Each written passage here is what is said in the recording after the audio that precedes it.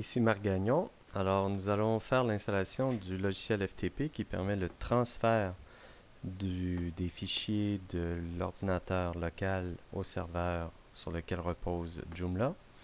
Nous allons faire également l'installation de NVU, qui est l'éditeur HTML, qui vous permet d'arriver à aller chercher la mise en page que vous voulez sans connaître la programmation. Crimson Editor, qui nous sert en tant qu'éditeur de texte à pouvoir copier-coller du texte et s'assurer que tout ce qu'on a c'est du texte et aucun code XML ou HTML. WAMP Server, c'est le serveur en mode local qui nous permet de travailler en Joomla sur l'ordinateur sans Internet. Alors on peut faire nos tests, l'apprentissage se fait là et on peut monter notre site sans que personne puisse y avoir accès pour l'instant. Alors FileZilla, je vais vous montrer l'installation. Alors c'est assez simple. Alors, il s'installe. Moi, je préfère l'appeler FileZilla de raison personnelle. Alors, voici l'installation, elle est terminée. Finish. Et je vais partir le logiciel FileZilla.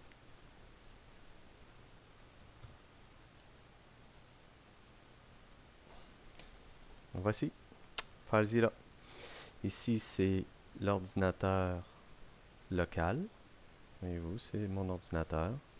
Ici, c'est un ordinateur connecté à Internet. Alors, comment est-ce qu'on connecte ou on transporte un fichier de l'ordinateur local à l'ordinateur distant? Nous créons un profil. Alors, gestionnaire des sites. Je vais l'appeler, par exemple, www.monsitejoomla.com. La connexion, elle est normale. Je vais écrire mon nom d'utilisateur ici. Le mot de passe ici. Je vais naturellement, dans les commentaires, écrire le mot de passe pour ne pas l'oublier. Je me suis rendu compte que souvent j'oubliais mes mots de passe. Alors, ce que j'ai fait, c'est que dans les commentaires, je me laisse une note. Genre, le mot de passe est mot de passe. Parfois, j'oublie souvent de les nommer, les sites, alors je peux le renommer. Et voilà. Et pour le connecter, je cliquerai sur connecter et on verrait que l'ordinateur essaie de se connecter. On reviendra au transfert de fichiers de l'ordinateur local à l'ordinateur distant plus tard dans une autre capsule. NVU, c'est passablement aussi rapide.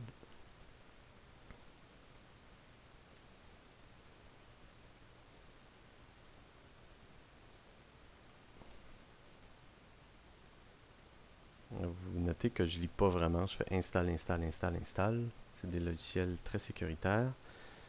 Et voilà, voici NVU.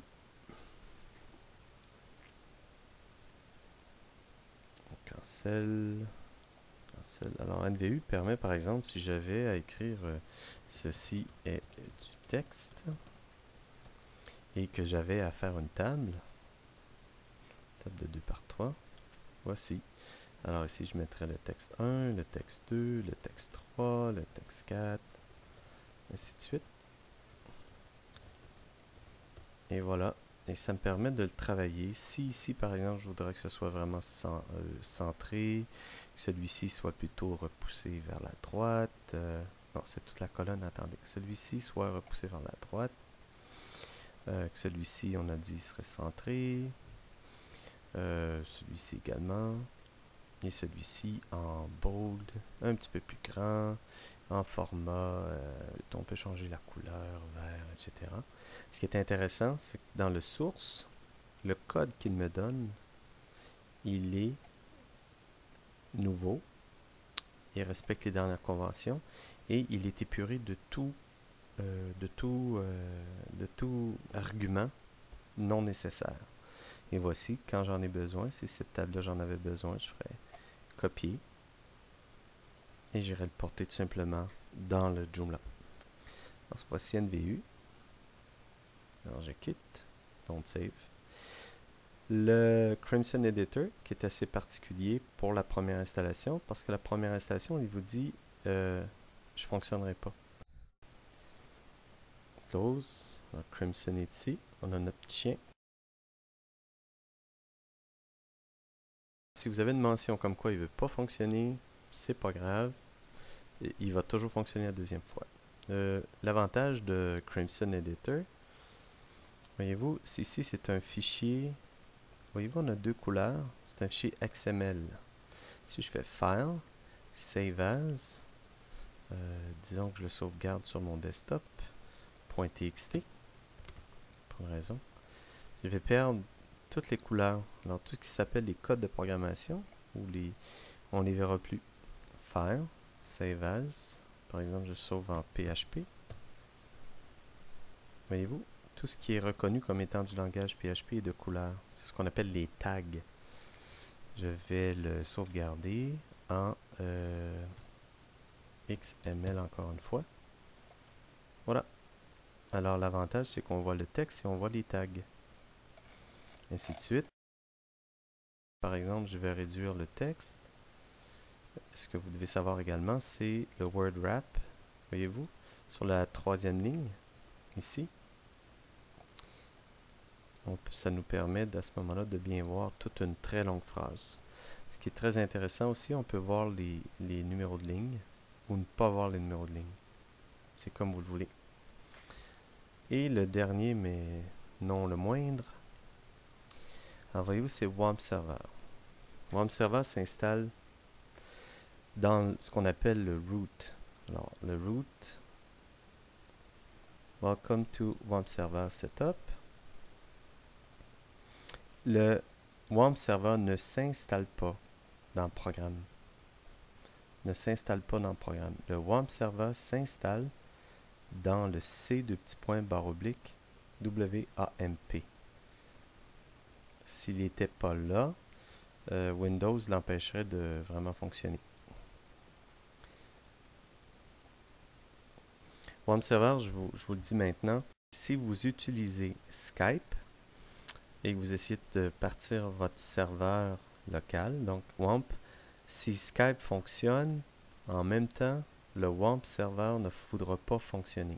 Et la raison pour laquelle ça ne fonctionne pas, c'est que les deux cherchent à utiliser le port 80.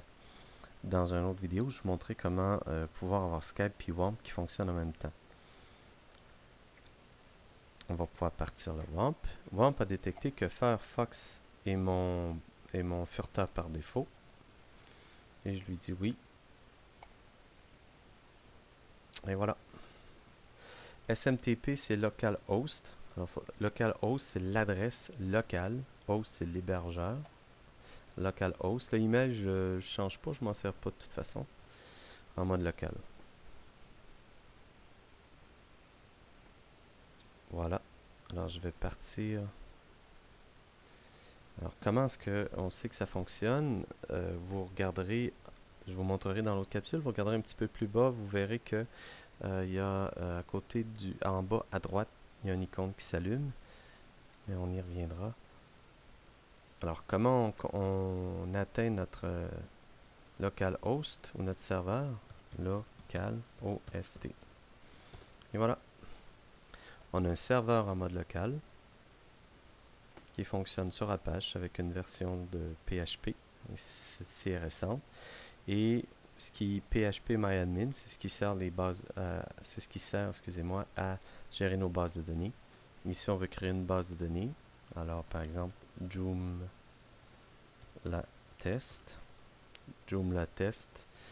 Normalement, si c'est en français et c'est une ancienne version, vous le mettiez en latin suédois.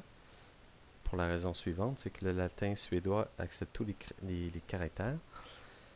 Et sinon, les nouvelles versions sont en UFT8 général.